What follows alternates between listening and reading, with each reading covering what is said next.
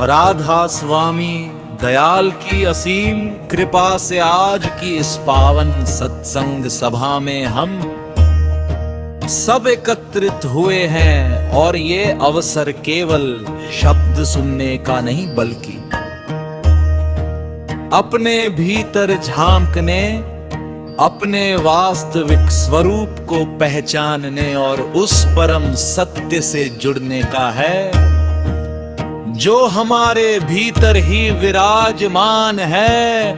मनुष्य जीवन यूं ही नहीं मिला, ये अनगिनत जन्मों के बाद प्राप्त हुआ एक दुर्लभ अवसर है और इसका उद्देश्य केवल भौतिक सुख सुविधाओं का संग्रह करना नहीं बल्कि अपने आत्मा को उस परमात्मा से मिलाना है जिससे वह बिछुड़ी हुई है। हम दिन रात संसार के कार्यों में इतने उलझ जाते हैं कि अपने वास्तविक ये को भूल जाते हैं। हमारा मन हमें बार बार बाहर की ओर खींचता है। धन दौलत मान सम्मान रिश्ते नाते, इन सब में हम सुख ढूंढते हैं,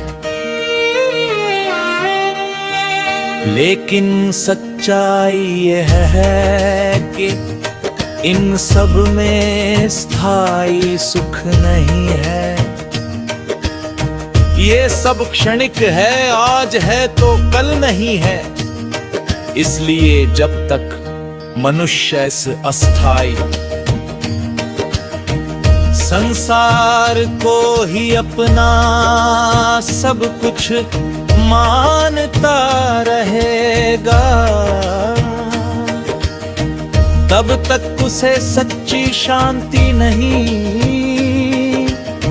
मिल सकती। सच्ची शांति केवल तब मिलती है जब आत्मा अपने स्रोत से जुड़ती है। जब हम भीतर उस शब्द को सुनते हैं जो निरंतर हमारे भीतर गूंज रहा है, वही शब्द हमें इस संसार से ऊपर आकर उस परम धाम तक ले जा सकता है। लेकिन इसके लिए आवश्यक है कि हम अपने मन को वश में करें। मन बहुत चंचल है, ये कभी स्थिर नहीं रहता, ये हमें भटकाता है, हमें भ्रमित करता है और हमें माया के जाल में फंसा देता है। इसलिए संत महापुरुष हमें बार बार समझाते हैं कि मन को नियंत्रित करो, नाम का सिमरन करो,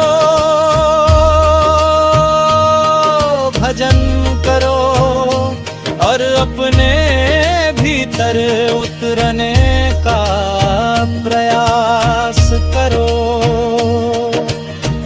जब हम सच्चे मन से सिमरन करते हैं तो धीरे धीरे मन शांत होने लगता है और हमने भीतर की आवाज सुनाई देने लगती है। यही वो मार्ग है जो हमें परमात्मा तक ले जाता है, लेकिन इस मार्ग पर चलने के लिए श्रद्धा, धैर्य और प्रेम की आवश्यकता होती है। बिना प्रेम के ये मार्ग अधूरा है। जब तक हमारे हृदय में सच्चा प्रेम नहीं होगा, अब तक हम उस परमात्मा को प्राप्त नहीं कर सकते। प्रेम ही वो शक्ति है जो हमें उस पर सत्ता से जोड़ती है, और यह प्रेम हमें गुरु के माध्यम से प्राप्त होता है। गुरु ही वे माध्यम अधूरा है जो हमके अंधकार से निकाल कर ज्ञान के प्रकाश में ले जाता है। गुरु हमें नाम देता है, हमें सही मार्ग दिखाता है, और हमें भीतर की यात्रा करने की विधि सिखाता है। लेकिन केवल गुरु से नाम लेना ही पर्याप्त नहीं है, हमें उस पर अमल भी करना होता है। हमें अपने जीवन को शुद्ध बनाना होता है, हमें अपने विचारों को पवित्र बनाना होता है, हमें सत्य, अहिंसा और सेवा के मार्ग पर चलना होता है। जब हम अपने जीवन में इन गुणों को अपनाते हैं, तब ही हम सच्चे अर्थों में आध्यात्मिक मार्ग पाया है। और हमें विचारों को पवित्र बनाना होता है, हमें सत्य, अहिंसा और सेवा के मार्ग पर चलना होता है। जब हम अपने जीवन में इन गुणों को अपनाते हैं, तब ही हम सच्चे अर्थों में आध्यात्मिक मार्ग पर रहे। हमें अपने विचारों को पवित्र बनाना होता है, हमें सत्य, हिंसा और सेवा के मार्ग पर चलना होता है। जब हम अपने जीवन में इन गुणों को अपनाते हैं, तब ही हम सच्चे अर्थों में आध्यात्मिक मार्ग पर आगे बढ़ सकते हैं। सेवा भी इस मार्ग का एक महत्वपूर्ण अंग है। जब हम निस्वार्थ भाव से सेवा करते हैं, तो हमारा अहंकार कम होता है। राधा स्वामी दयाल की असीम दया और मेहर से ये मनुष्य जन्म हमें प्राप्त हुआ है, और यही वो सुनहरा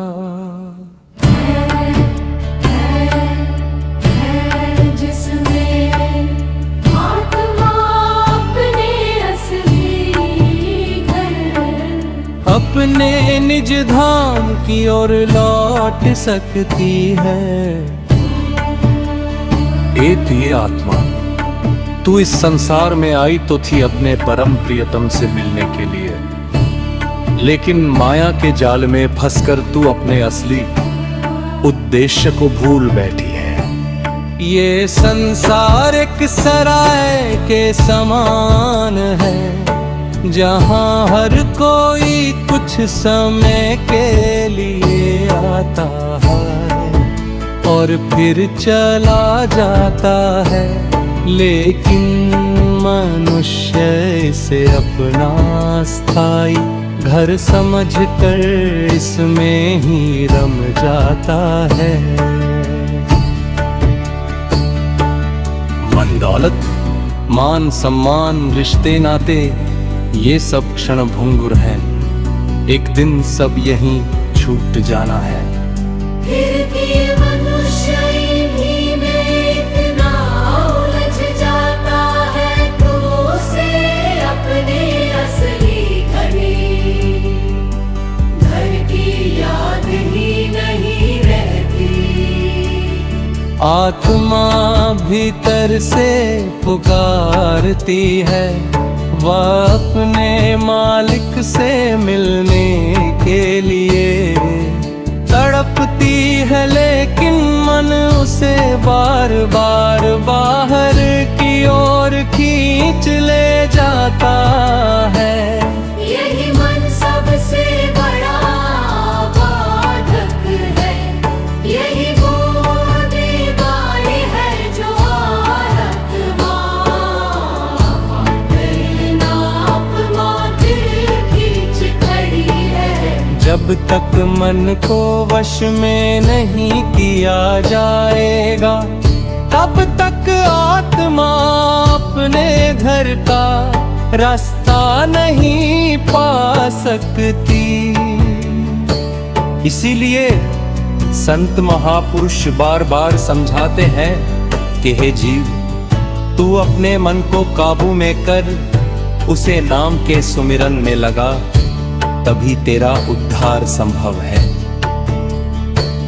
सच्चे सतगुरु की शरण ही वागवार है, जहां से ये यात्रा आरंभ होती है। सतगुरु केवल बाहरी गुरु नहीं होते, बल्कि वह शक्ति है जो आत्मा को उसके मूल से जोड़ते हैं।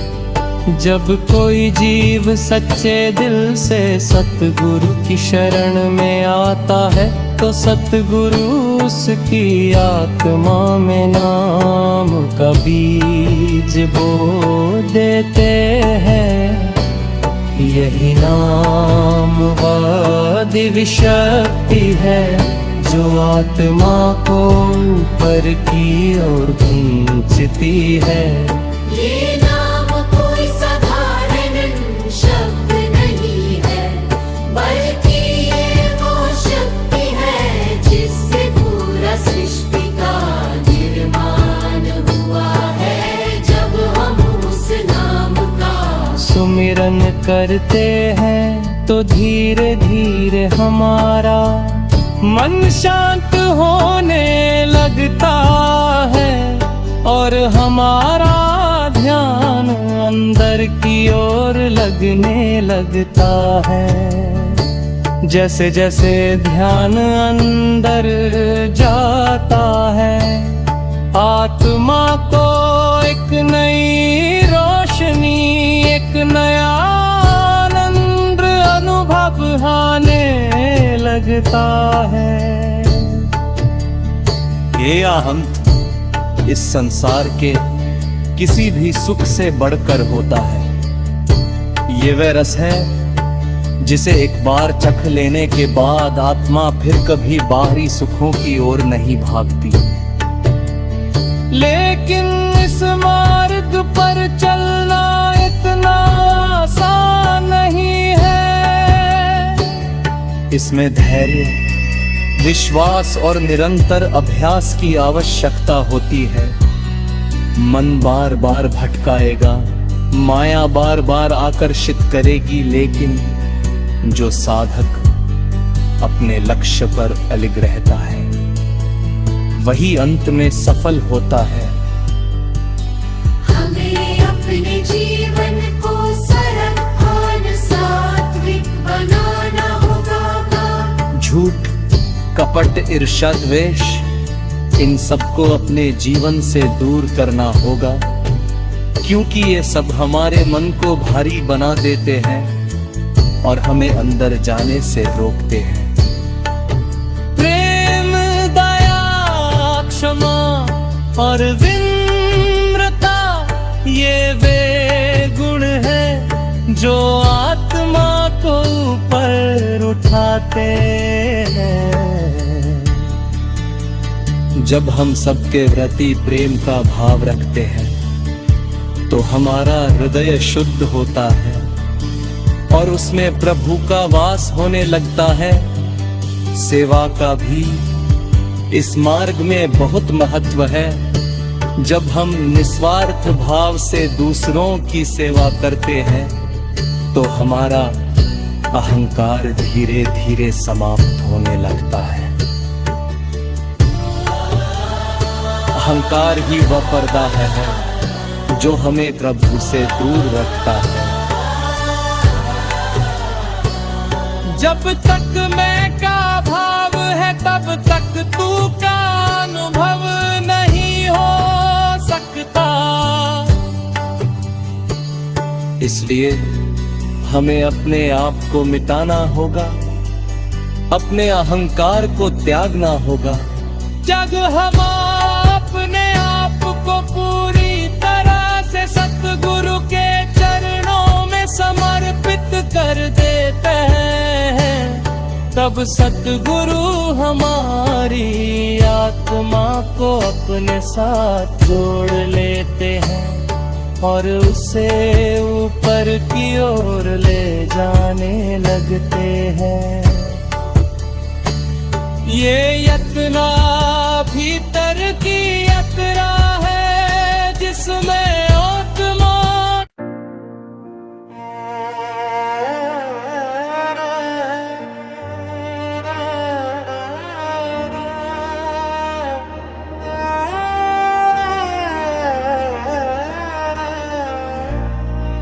राधा स्वामी दयाल की असीम कृपा से ये रूहानी शब्द उस सूक्ष्म सत्य की ओर संकेत करता है जो हवा और वायु के माध्यम से हमें आत्मा और परमात्मा के रहस्य को समझाता है। जैसे ये वायु हमें दिखाई नहीं देती, फिर भी हर क्षण हमारे जीवन का आधार बनी रहती है। वैसे ही परमात्मा की शक्ति अदृश्य होते हुए भी हर जीव के बीच और बाहर निरंतर प्रवाहित हो रही है। मनुष्य इस वायु को केवल सांस के रूप में लेता है, लेकिन संत महापुरुष बताते हैं कि ये साधारण सांस नहीं बल्कि जीवन की डोर है। ये उस परम सत्ता का दिया हुआ एक अमूल्य उपहार है, जिसके बिना शरीर एक क्षण भी टिक नहीं सकता। जब हम जन्म लेते हैं तो पहली सांस लेते हैं, और जब शरीर को त्यागते हैं तो अंतिम सांस छोड़ते हैं। इसी के बीच का पूरा जीवन सांसों की माला में पिरोया हुआ है। लेकिन दुख की बात यह है कि मनुष्य सांस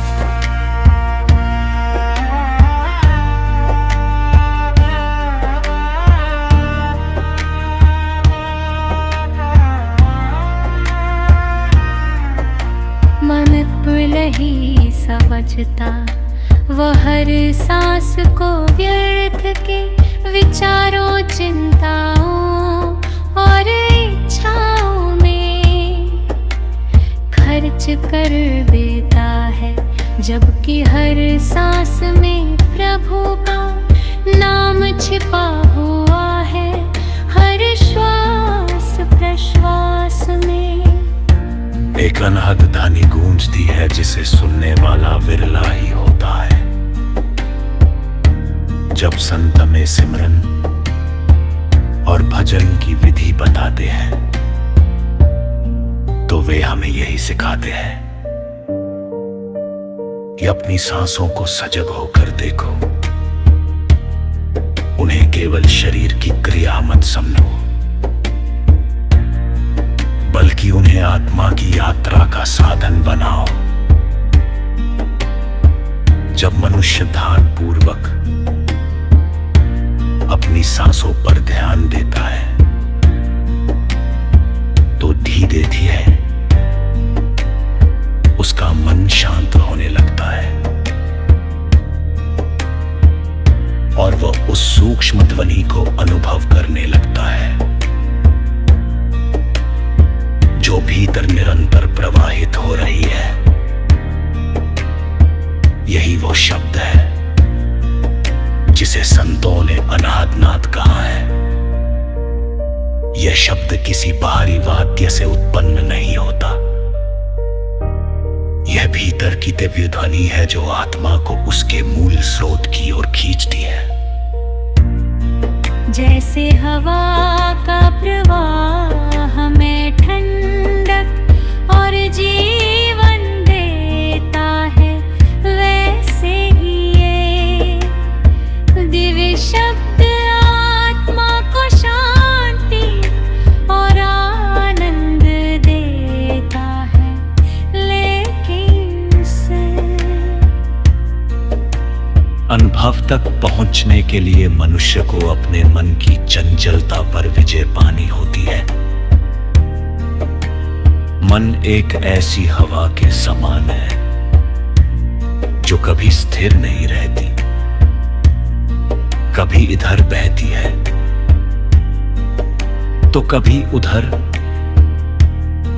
ये हमें एक क्षण भी चैन से बैठने नहीं देता।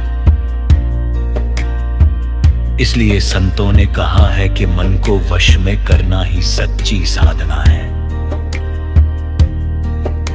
जब तक मन नियंत्रित नहीं होगा तब तक आत्मा उस सूक्ष्म शब्द को नहीं सुन सकती। इसके लिए आवश्यक है कि अनियमित रूप से सिमरन करें,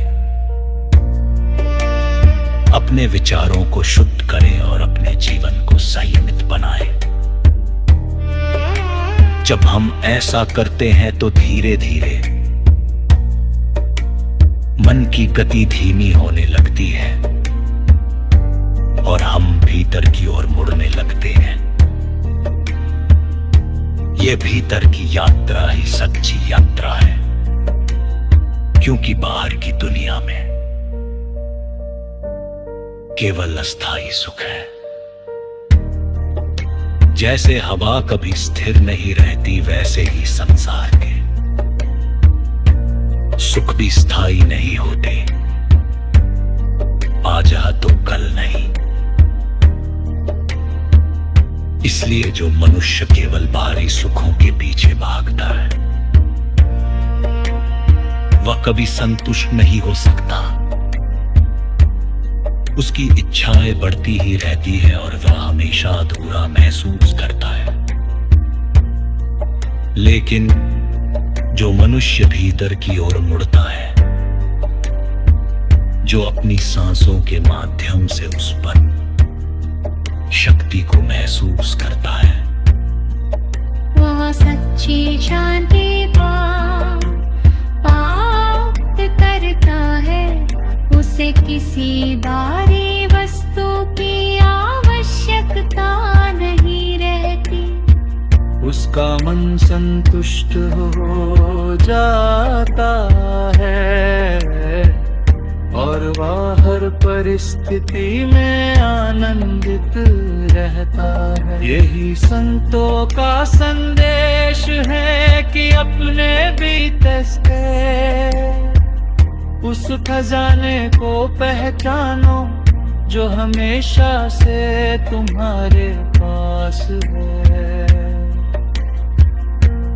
उसे पाने के लिए कहीं बाहर जाने की आवश्यकता नहीं है। केवल अपने मन को शांत करें, अपनी सांसों को साध कर और अपने गुरु के बताए मार्ग पर चलकर तुम उस परम सत्य को प्राप्त कर